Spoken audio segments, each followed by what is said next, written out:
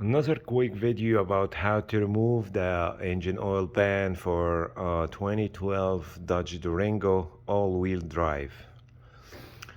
So first thing you gotta do is remove the two 15 millimeter bolt for the motor mount, the left and the right one, and then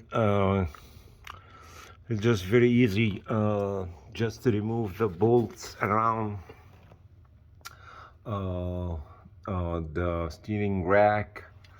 There is one over here, one there, there's one over here also, one over there, and there is one down here, just to have a room, and because we gotta lower the frame, the subframe, and a little bit, just a 21 millimeter bolt, just lose a little bit from here, a little bit from there,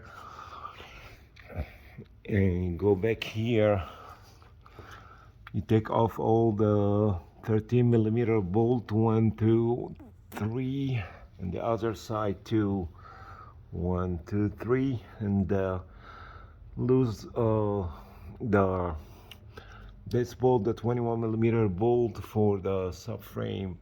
Also, like all four, you're gonna lose them a little bit, and after you do all this, so you can start taking the oil pan bolts off all around. Then you're gonna raise up the engine from the harmonic balancer. Is very strong.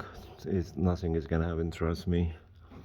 Then you can see right here you have no, also you're gonna have to remove this this way bar, 18 millimeter bolt nuts up and down here, and the other side up and down here also.